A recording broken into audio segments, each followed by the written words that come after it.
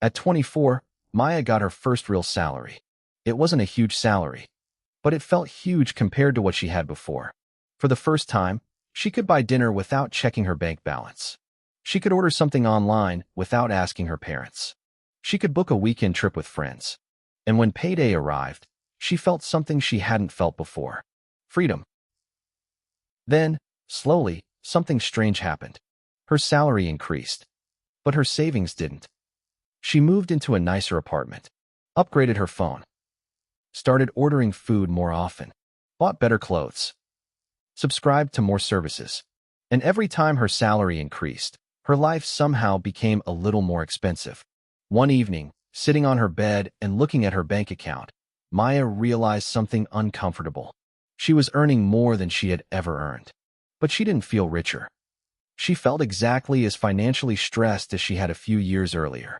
And this is one of the biggest money mistakes people make in their 20s. It isn't buying one expensive thing. It isn't skipping an investment. And it isn't even spending money on things you enjoy. The mistake is much quieter. You allow your lifestyle to grow at the same speed as your income. And because it happens slowly, you don't notice it. A bigger salary arrives, then a slightly nicer apartment, a few more restaurant meals, a better phone, more subscriptions, more convenience, more "I deserve this." None of these decisions feels dangerous on its own. That's what makes lifestyle inflation so powerful. Imagine you get a salary increase of 10,000 Indian rupees a month. You could save most of it, or invest it, or use it to pay down debt, or build an emergency fund. But instead, perhaps your rent increases by 4,000 Indian rupees. Food and entertainment increase by 2,000 Indian rupees. Shopping increases by 2,000 Indian rupees. And the remaining 2,000 Indian rupees disappears into things you barely remember buying.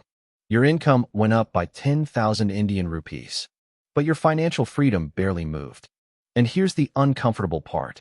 This can happen again and again, until 5 years later, you're earning significantly more than you did in your early 20s, but still waiting anxiously for payday.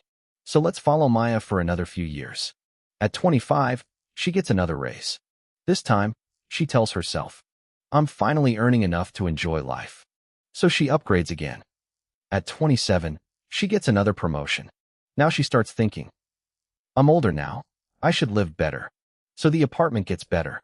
The weekend trips become more frequent. The small purchases become normal. And because everyone around her seems to be doing the same thing, none of it feels excessive. This is where something important happens. Your new lifestyle stops feeling luxurious. It becomes normal. The restaurant you once visited for a special occasion becomes your regular Thursday dinner. The expensive coffee becomes your morning routine. The premium subscription becomes something you don't even remember signing up for.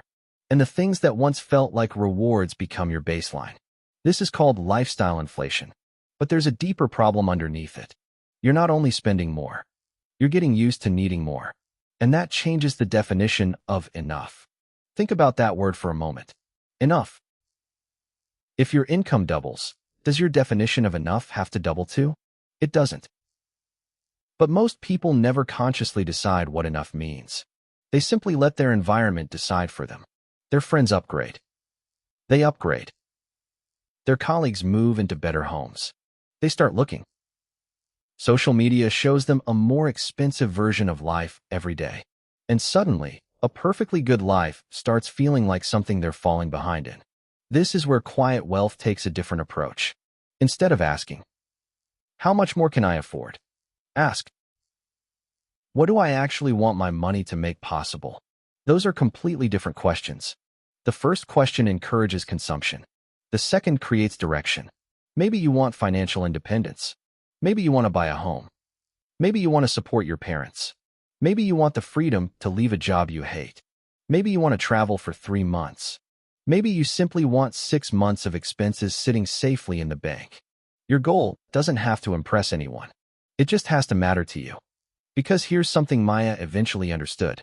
A higher income doesn't automatically create freedom. The gap between what you earn and what you need creates freedom. And that gap is something you can intentionally protect. So what should you actually do? Let's make this practical. The first step is surprisingly simple. Don't upgrade your entire life when your salary increases. When you receive a raise, divide it before you spend it. For example, imagine your salary increases by 10,000 Indian rupees. Instead of allowing the entire 10,000 Indian rupees to become part of your lifestyle, decide in advance. 5,000 Indian rupees goes toward your future. 3,000 Indian rupees can improve your current lifestyle. And 2,000 Indian rupees stays flexible. Those numbers aren't sacred. The principle is what matters. Let your lifestyle grow slower than your income. That's how you create lifestyle margin. And that margin is where wealth begins to grow. The second step is to identify your invisible upgrades. Tonight, look at your spending from 2 years ago. Then compare it with today.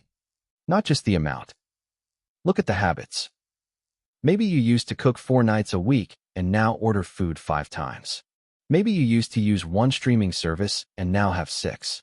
Maybe you used to buy clothes when you needed them and now buy them whenever there's a sale. Maybe you used public transport and now take cabs because they're more convenient. None of these choices makes you irresponsible, but they tell you something. Your lifestyle has changed, and once you can see that change, you can decide whether you actually want it. The third step is even more important. Don't cut everything. That's where many financial plans fail. Someone suddenly decides, no more restaurants, no more shopping, no more vacations, no more coffee. For 2 weeks, they feel incredibly disciplined. Then they get tired, and the plan collapses. Quiet wealth isn't about making your life miserable. It's about deciding what deserves your money. So keep the things that genuinely improve your life. Maybe dinner with friends matters enormously to you. Keep it. Maybe books are important. Keep them. Maybe travel gives you memories you'll carry for decades. Keep it. But if you're spending 2,000 Indian rupees every month on something you barely notice, that's where you have an opportunity. The goal isn't to spend less on everything. It's to spend more intentionally on what matters and less automatically on what doesn't. There's another mistake Maya nearly made.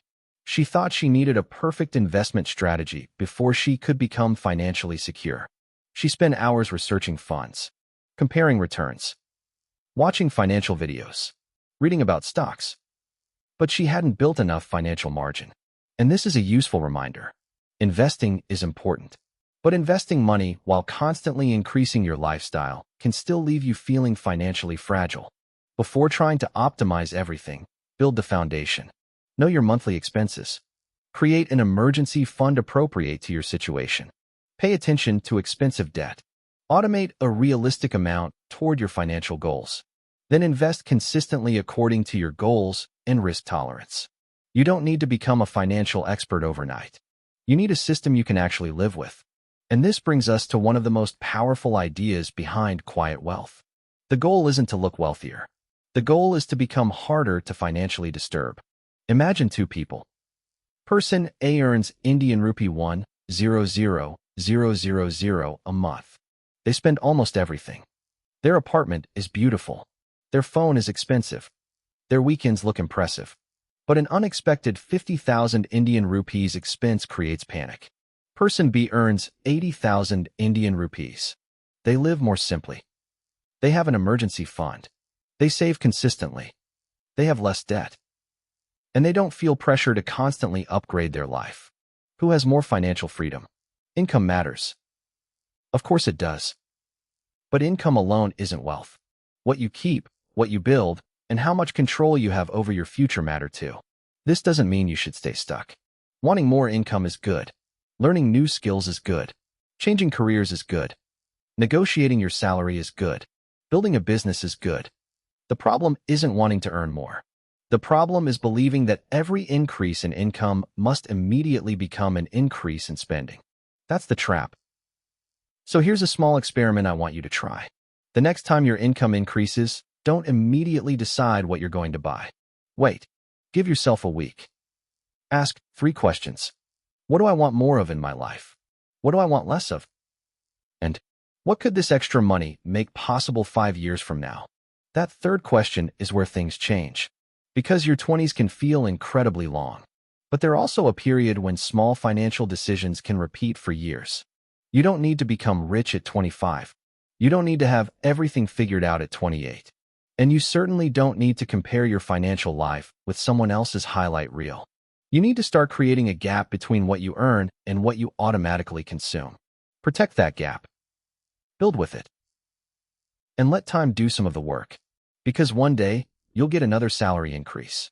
You'll be tempted to upgrade again. And when that moment comes, remember Maya. More income can give you a better lifestyle. But controlled lifestyle inflation can give you something even more valuable. Options. The option to take a break. The option to change careers. The option to handle an emergency without panic. The option to say no. The option to spend your money on something that genuinely matters. That is a different kind of wealth. And it's much quieter. So before you close this video, do one thing. Open your banking app. Look at your last 30 days of spending. Find one lifestyle upgrade you barely notice anymore. Not something you love. Not something that genuinely improves your life.